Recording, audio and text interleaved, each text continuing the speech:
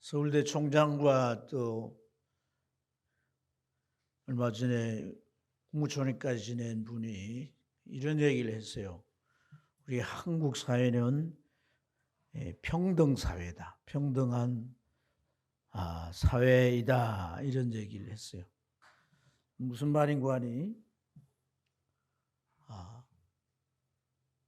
사람들이 모이면 뭐 지하철이든 뭐 아니면 카페든 모이면 하는 얘기가 너 아파트 몇 평에 사냐 이렇게 묻는다. 또 네 자녀 지금 등수가 몇 등이냐 이런 얘기들이 주 화제거리란 거예요. 그래서 이제 첫 글자만 따가지고 평등사회라 그렇게 얘기했는데 사실 어떤 면에서 불평등 사회를 비꼬는 그런 이제 조크라고 할 수가 있습니다.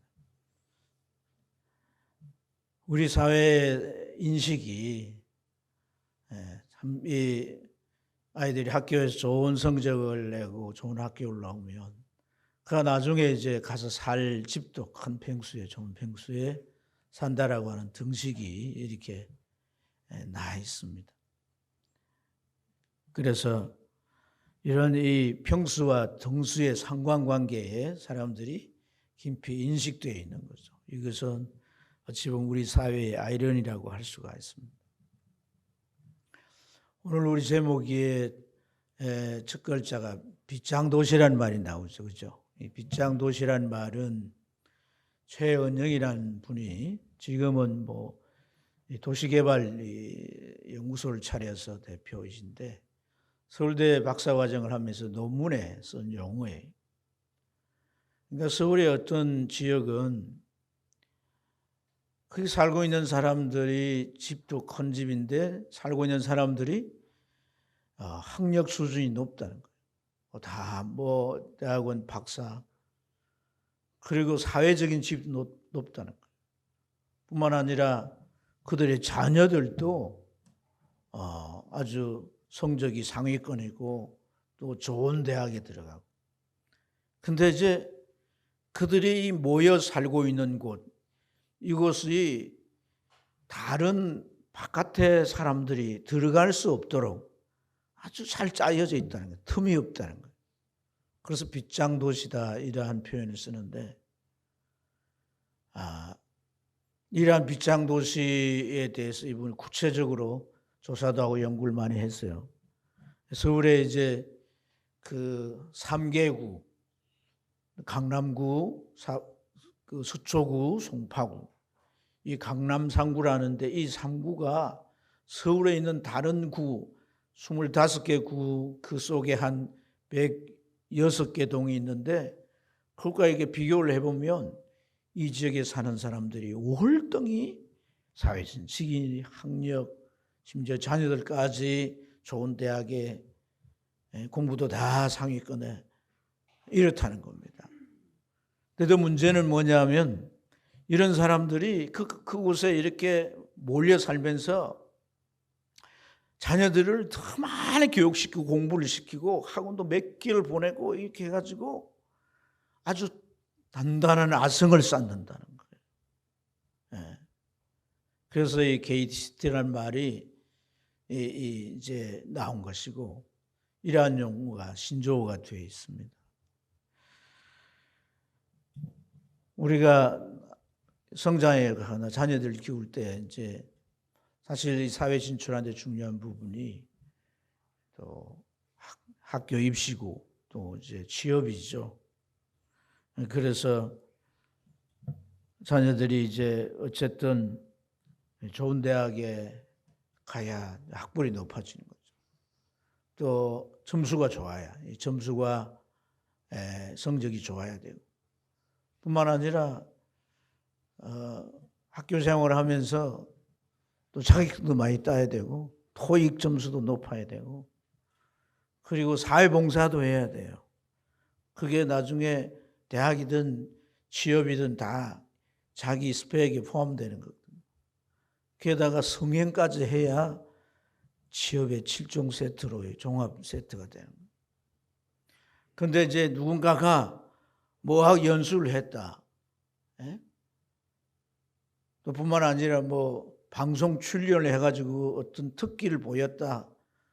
또 어떤 책을 써냈다. 중고등학생인데 책을 써냈다. 이러면은 스펙이 엄청 올라가는 거예요.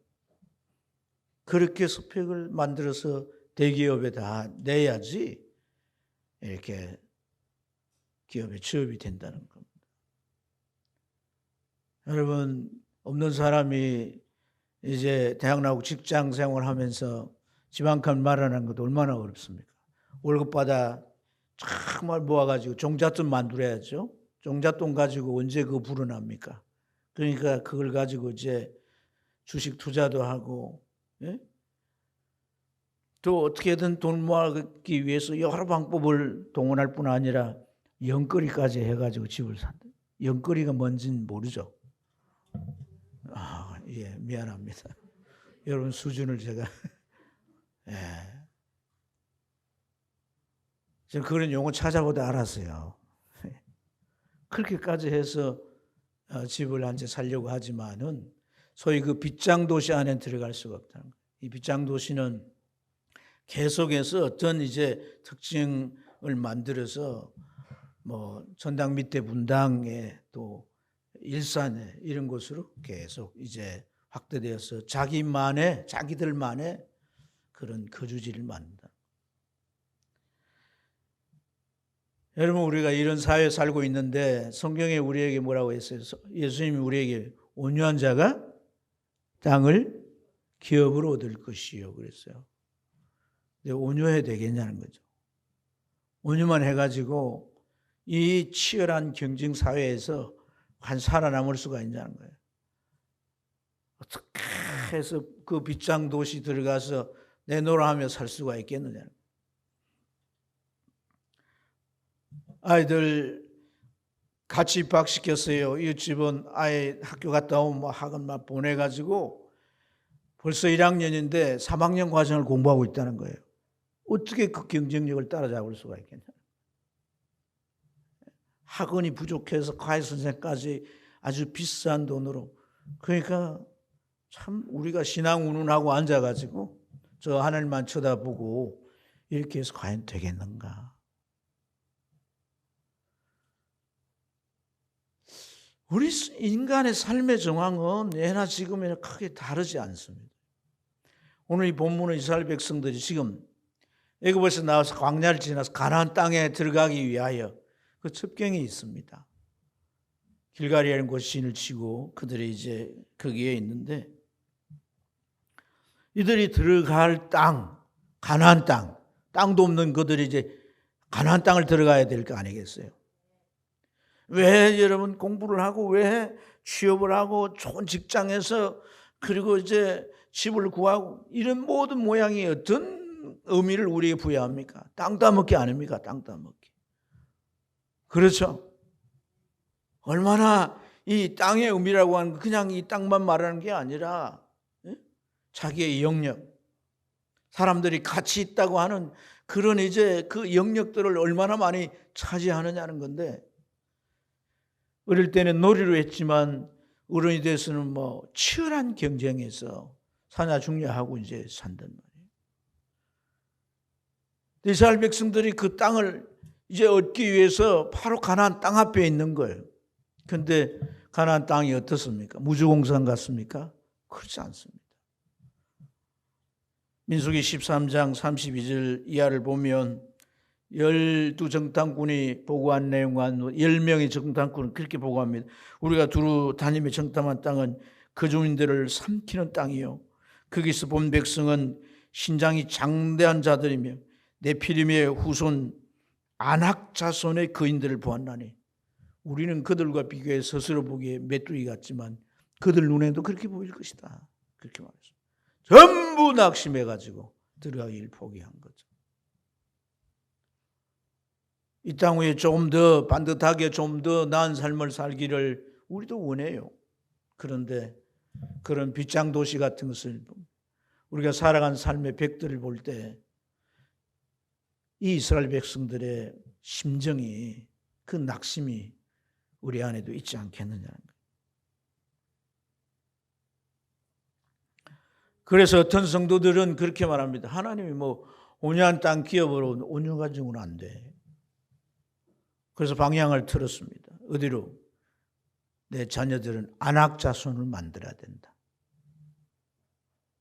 안악자손 만들기 프로젝트에 돌입한 거죠. 그래야 빗장 도시 안에 들어갈 수 있다는 거예요. 그래야 뭐 자랑을 할 수 있다는 거예요. 자식 자랑도 하고 집안 자랑도 할 수 있다는 거예요. 옛날에는 개천에서 용 났다 그랬지만은 지금은 틀린 말인 거예요. 개천에서 절대 용 안 난다는 겁니다. 그래서 옛날에는 뭐 부자의 자녀면 부모의 이제 모아놓은 재산 때문에 평생 잘 살 수 있었습니다. 그런데 요즘 부유한 사람들은 절대 그러지 않습니다. 자식들을 더 교육시킵니다. 혹독하게 교육시킨다는 거예요. 왜?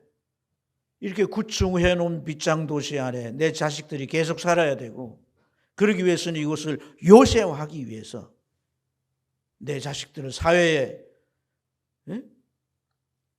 선두 그룹에 진출시켜야 하고 1% 대열에 서게 하고 엄청 교육을 시킨다. 얼마나 시키느냐.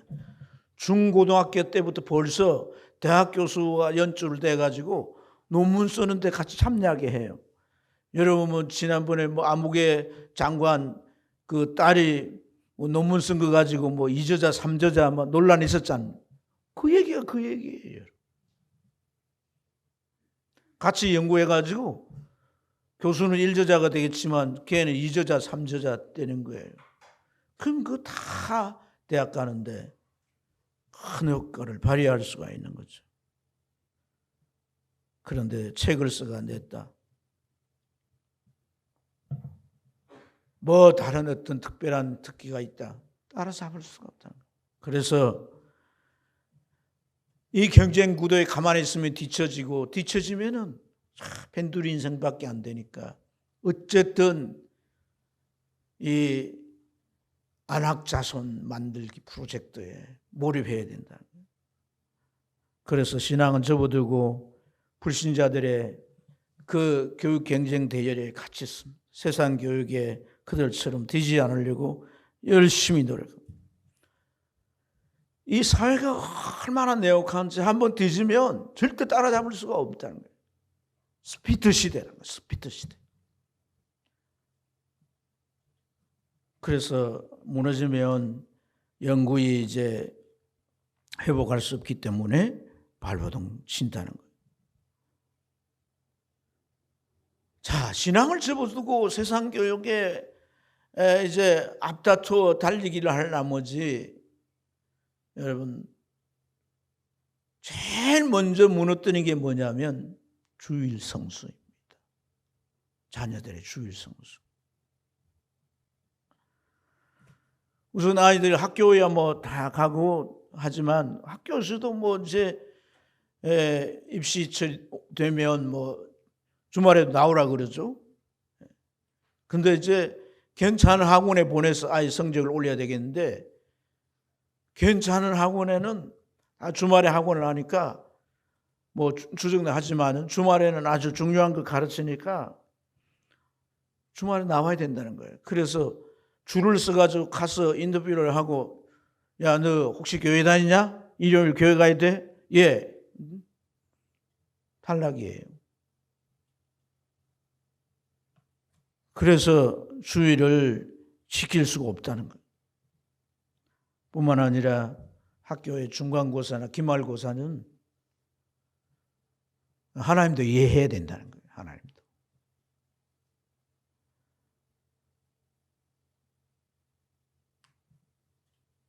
서울의 빗장도시 안에 학교들, 교회들 기말고사 뭐 되면 중간고사, 기말고사 뭐 입시철 되면 반토막 아이들 뭐 3분의 1도 안 넣는다. 이러한 일들이 그냥 신앙이 얕은 성도들이 하면 모르겠지만 중직자들, 교회 권사님, 장로님, 안수집사님들 그런 분들이 다 그렇게 한다. 여러분, 한국 교회가 이렇게 해서 한 50년 지나는 동안에 무슨 일이 일어난지 아십니까? 그렇게 해서 도착한 곳이 어딘지 우리가 좀 이해해야 되고 알아야 합니다. 성적은 올라갔습니다. 좋은 대학 갔습니다. 대기업 취업도 했습니다. 그리고 원하는 빗장 도시에 들어갔습니다. 그러나 그 아이 속에 신앙은 없습니다. 교회를 떠났습니다. 머리 크고 가정 가지고 무슨 말로 어떻게? 내 인생은 내가 알아서 할게요. 절대 돌이킬 수가 없습니다.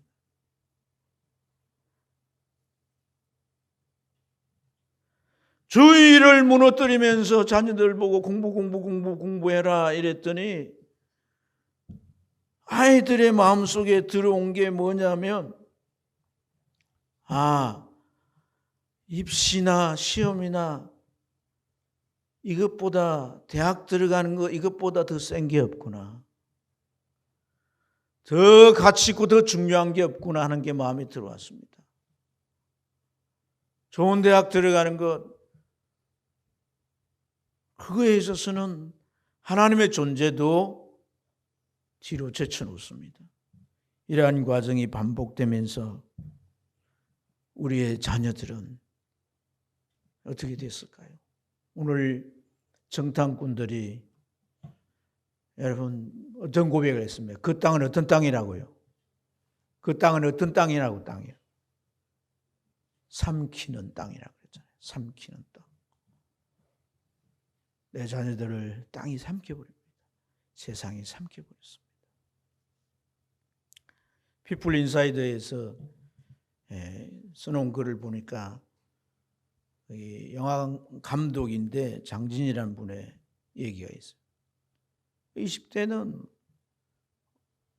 막 샤프했답니다. 그래서 천재 소리를 들을 정도. 자신도 자기가 천재인 줄을 착각할 정도로 그렇게 뛰어나. 그 이리저리 과정을 거쳐서 그가 감독이 됐는데 중년의 어느 날 비가 악수같이 오는데 집으로 퇴근을 하는데 그 비 오는 날 앞이 부옇게 보이질 않는데 어떤 차가 막 질주를 하더라는 거예요.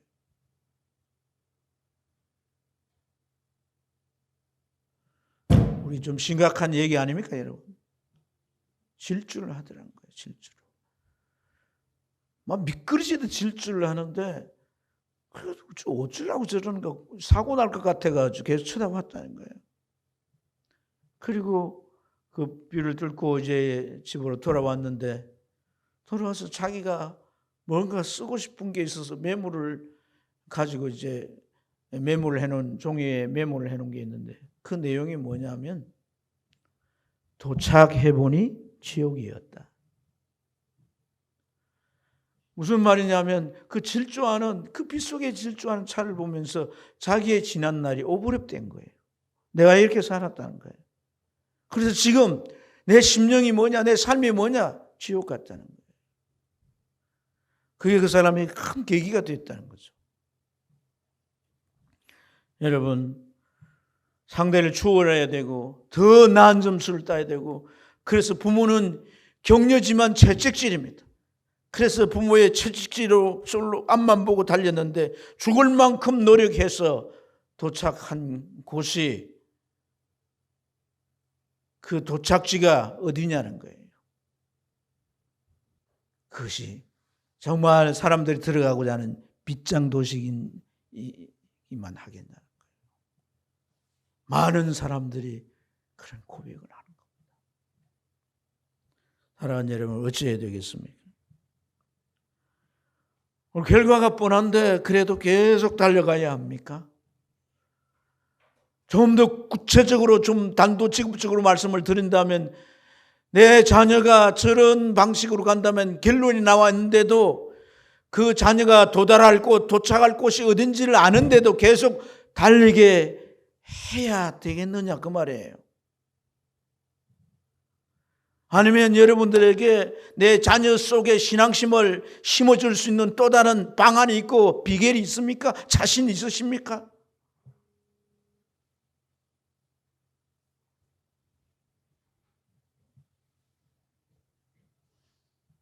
오늘 무엇부터 우리가 재정리를 해야 됩니까? 땅의 개념부터 재정립을 해야 할 줄로 믿습니다. 땅의 주인은 누구입니까? 사람입니까? 통치자입니까? 부동산업자입니까? 땅 부자입니까? 하나님이십니다. 땅은 내 것이라. 왜? 그분이 창조주기 때문에. 또 하나는 그분은 자기 백성에게 땅을 분배해 주시는 분이시란 겁니다. 살아갈 터전이 되게 하기 위해서 땅을 분배해 주십니다.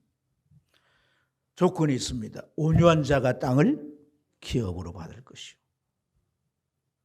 온유한 자가 어떤 자일까요? 누가 온유한 자일까요? 단순히 성품이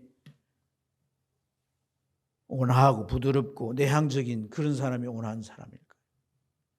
온유의 본질은 하나님을 의지하는 것입니다. 성경에서 말하는 온유의 본질은 하나님을 의지하는 것. 자, 이스라엘 백성들이 애굽에서 나와가지고 지금 길갈에서 모였는데, 여러분 그 길갈을 오기 전에 그들은 어디를 건너야 했습니까? 요단강을 건너야 하지 않습니까? 그죠? 출애굽기 3장에 보면 하나님께서 여호수아가 그 관리들을 시켜서 어떤 지시를 합니다. 그러니까 가나안 땅을 건너기 위한 구체적인 지시를 하는데 그 요지가 뭐냐면 제사장들이 하나님의 언약궤를 메고 일어날 때 너희도 따라 일어나서 그 제사장들을 따라가는 겁니다. 그래서 따라간 곳이 어디입니까? 요단강입니다. 요단강. 제사장들은 그 요단강을 향하여 들어갔지 않습니까? 그죠? 따라가라는 거예요. 요단강이 그냥 강이 아니에요. 평소 때는 강 깊이가 한 90 내지 100 정도 미터 정도 되지만은 이 추수기가 되면 300 내지 360 미터로 깊이가 엄청 3배 이상 달라집니다. 그래서 언덕에서 이 요단강이 이렇게 계곡으로 되는데 그 조르라고 하는 지역이 이제 요단 강변인데 그 강변까지 물이 가득 차게 되는 거예요. 그래서 봄남에 따라 그 조르 위에가 이제 이 평지거든요. 그래서 평지까지 물이 다 흘러가기 때문에 봄남에 따라 그렇게 표현하고. 그런데 이 지금 이스라엘 백성들이 가는 그때가 언제냐면 바로 추수기란 말입니다. 헬몬산에 따뜻하니까 그 눈들이 녹아가지고 전부 강을 타고 흘러 들어와서 불고 불어서 넘쳐나는 거예요. 그 시퍼런 강을 향해서 발을 내딛고 들어간다는 것은 하나님을 의지하고 가능하겠습니까? 하나님을 의지해야 되는 거예요. 강이니까 흘러가잖아요. 흘러가니까 그의 발을 내디디면 그 물살이 유수가 빠르기 때문에 막 다리를 막 이렇게 밀어내니까 흔들립니다. 넘어질 수 있습니다. 넘어지면 바로 떠내려가는 거잖아요. 정말 긴장하고 하나님을 의지하지 않으려 할 수가 없는 거예요. 그게 온유라는 겁니다. 그게 온유. 아멘. 하나님을 온전히 의지하는 게 온유라는 거예요. 오늘 우리의 신앙에서 믿음이 왜 중요합니까? 우리는 모든 삶의 이 도전의 내 목표 앞에 하나님을 온전히 의지하지 않으면 안 된다는 거예요. 온전히 의지해야 되는 거예요. 하나님이 나를 덮으실 수 있도록 하나님을 의지해야 된다는 겁니다. 자, 오늘 본문이 있는 여호수아 4장 9절로 10절에 보면 이렇게 말합니다. 여호수아가 백성들에게 너희는 하나님의 말씀을 들으라.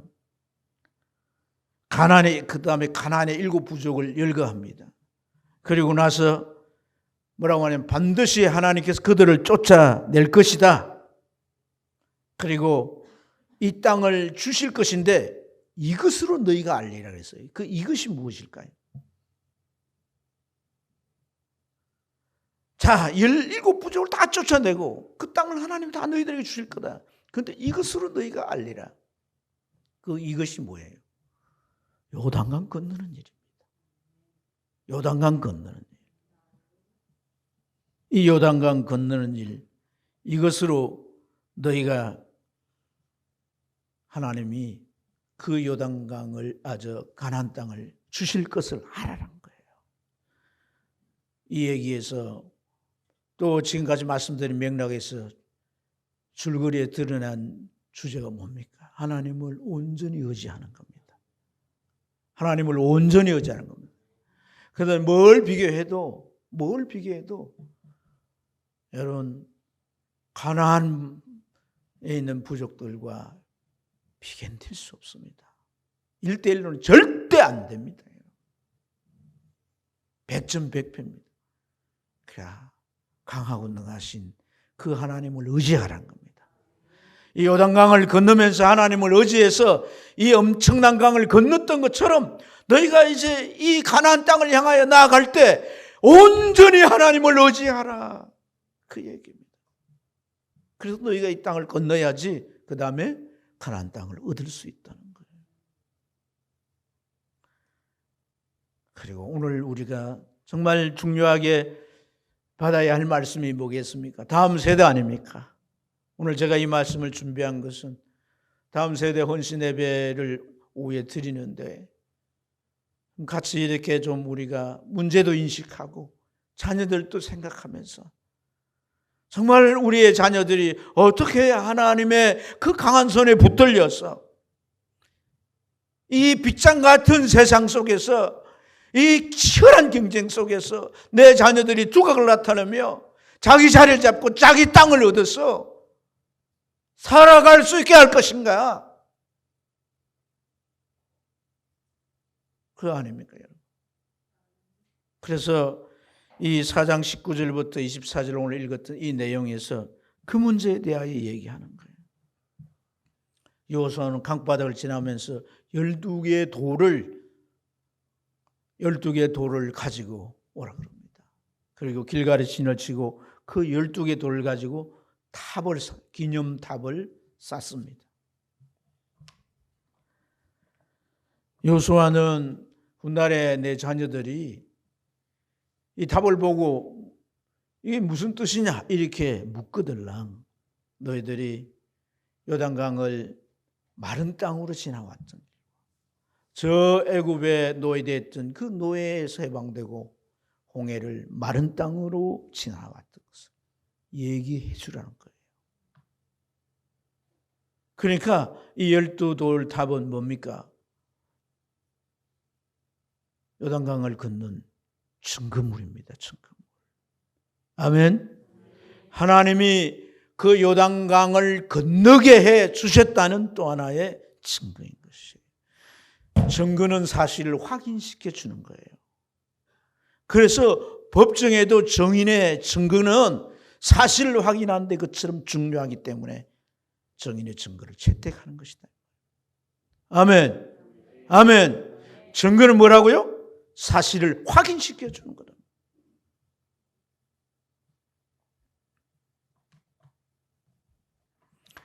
그래서 24절 말씀 같이 한번 읽어볼까요? 24절 읽겠습니다.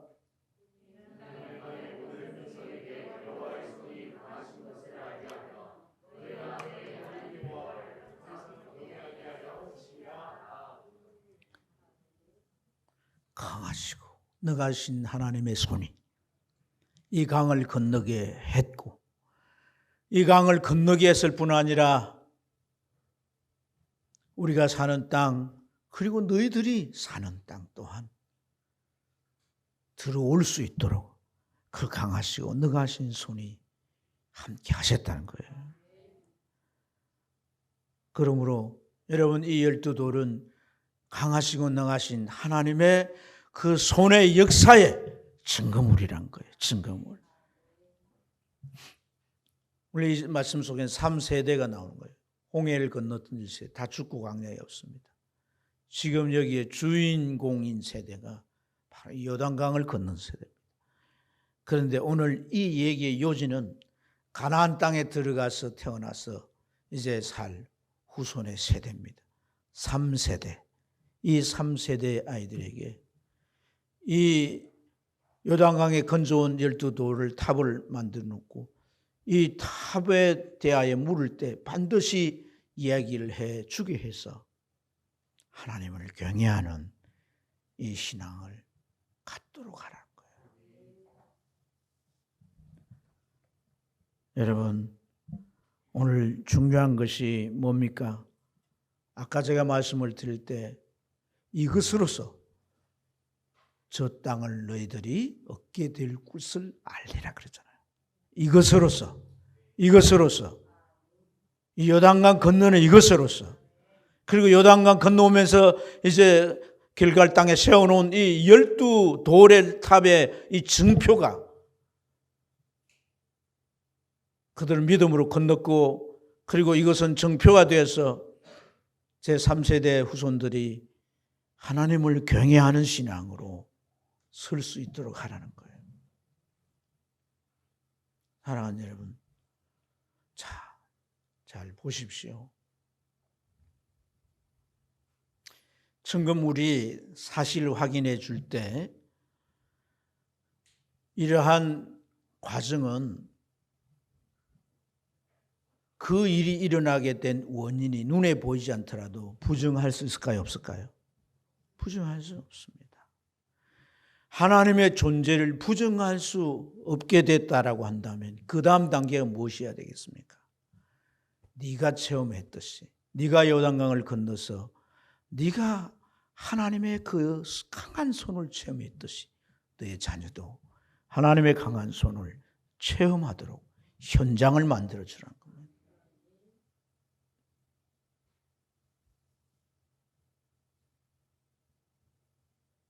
주일 교회에 가야 돼. 수요 예배 참석해야 돼. 특세 와야 돼. 수련회 가. 그래서 하나님 만나야 돼. 아이들이 그럽니다. 아빠, 내 친구들은, 우리 반 아이들은 이렇게도 하고 저렇게도 하는데요. 이렇게도 하고 저렇게도 하고 이것도 하고 저것도. 학원 3개 다니는데요. 그럴 때 우리는 아이들에게 반드시 내가 만난 하나님, 나를 축복하신 하나님을 체험하게 해줘야 하는 겁니다. 부모가 가지고 있는 권위를 가지고 때로는 규제하면서 그 아이들로 하여금 하나님을 체험하게 해줘요. 하나님이 계셔, 분명히 계시다는 것은 인정해요. 그렇다면 그 다음 단계로 그 하나님의 손길을 체험할 때 하나님은 나의 하나님이 되는 것이고, 나의 하나님인 것뿐 아니라 내가 얻을 땅을 향해서 그 강하고 능한 손을 의지할 수 있는 자기 믿음이 만들어지는 겁니다. 아멘입니까? 이것은 지금 여호수아가 어떤 말을 하고 있습니까? 요단강을 건넌 이 부모 세대, 그 세대의 일이라는 거 아닙니까? 그 세대가 해야 될 일이라고 하지 않습니까? 이것이 우리에게 중요한 질문을 던지고 있는 것인 줄로 믿습니다.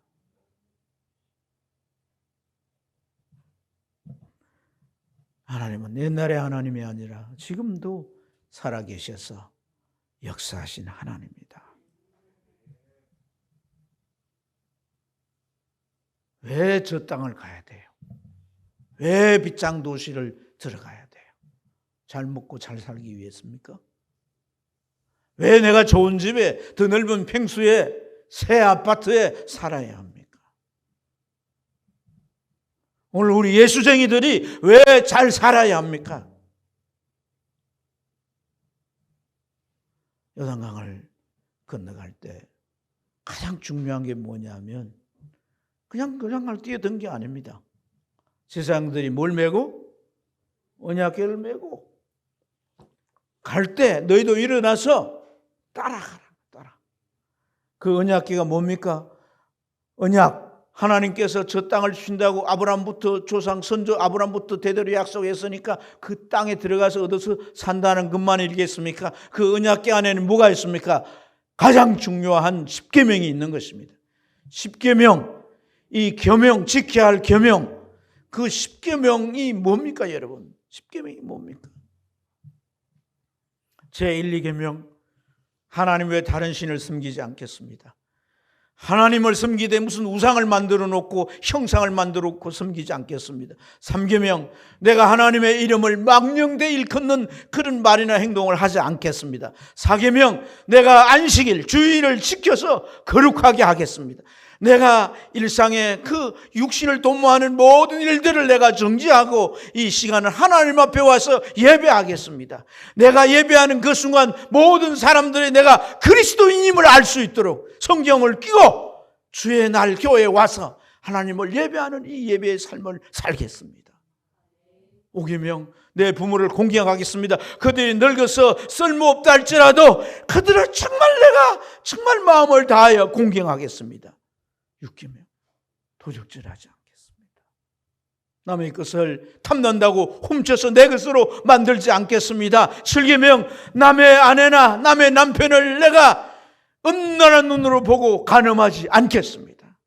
그래서 그 가정을 깨트리는 일을 하지 않겠습니다. 8계명, 남을 죽이는 일을 하지 않겠습니다. 숨을 끊는 것만 죽는 게 아니라 은으로도 죽일 수 있고 무엇이든 죽일 수 있는 게 얼마나 많은지 모릅니다. 90계명, 이웃의 것을 무엇이라 탐하지 않겠습니다. 내 살이 사욕을 위해서 거짓 증거하지 않겠습니다. 이 원리에 맞추어서 중요한 또 다른 지침들이 있습니다. 형제가 어려운 일을 당했을 때 내게 돈을 빌리러 오면 나는 이자를 받지 않고 빌려주겠습니다. 그가 종이 되었다면, 그래서 7년이 지났다면 자유인으로 풀어주겠습니다. 가지고 있는 모든 집이며 땅이며 이런 것을 담보물로 맡겼다면 50년 회년이 될 때 다 되돌려주겠습니다.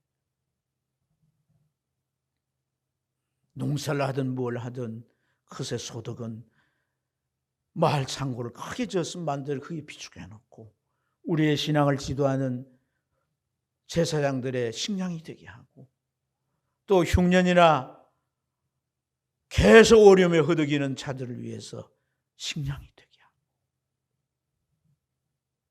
농사를 지어서 추수를 할 때 길가에는 다 곡식들 그대로 두겠습니다. 배고픈 나그네가 거두어서 흙을 채우게, 없고 가난한 자들이 그것을 구해서 자기의 식량을 삼도록. 비전입니다. 비전. 그 땅에 들어가서 우리는 그 땅 사람들과 같이 살지 않는 하나님의 백성으로 사는 색깔, 비전인 것이에요. 그 비전을 심어줘야 되는 겁니다. 네가 저 땅에 들어가 살아야 되는 이유가 바로 이 비전 때문이에요. 그런데 주일 하나 제대로 못 지키게 하면서 어떻게 그 비전을 말할 수가 있겠어요? 그건 한마디도 귀에 들어오지 않습니다. 부모의 신앙, 부모의 인격이 하나님으로 말미암아 빚어져 난 그런 신앙과 인격일 때 자녀들은 부모의 신앙을 인정하고 하나님의 하나님 되심을, 그 권위를 받아들이게 되는 것입니다.